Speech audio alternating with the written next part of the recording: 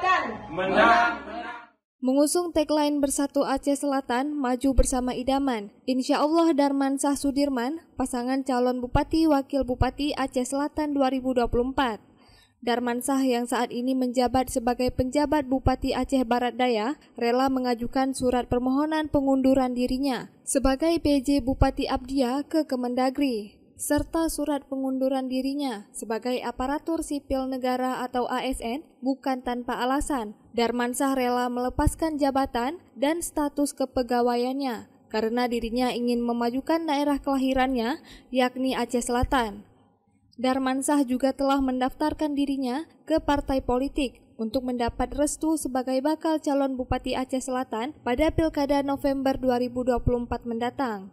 Ditemui di Banda Aceh beberapa waktu lalu, Darmansyah mengungkapkan alasan dirinya maju pada kontestasi Pilkada 2024, berbekal dari pengalamannya sebagai birokrasi dan pengalaman dirinya selama menjabat sebagai PJ Bupati Abdia.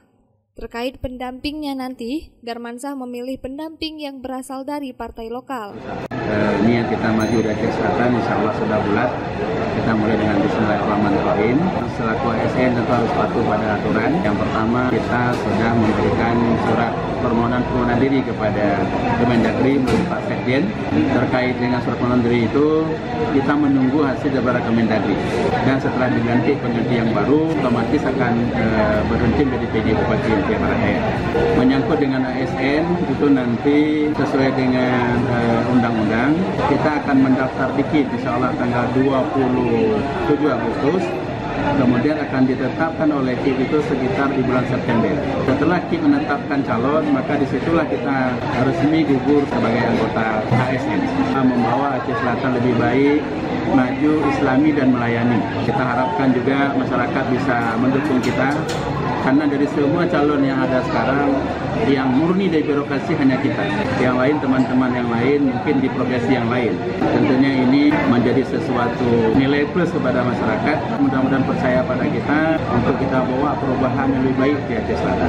Kita sudah mengambil sikap untuk mengambil pasangan dari Partai Aceh. Itu namanya adalah Mamak Sudir atau Sudirman. Beliau itu mantan anggota DPRK Aceh Selatan periode yang lalu. Hingga saat ini Darmansyah telah mendapatkan rekomendasi dari Partai Demokrat, Partai PAN, Partai PNA, dan akan menyusul beberapa partai lainnya yang telah disambanginya.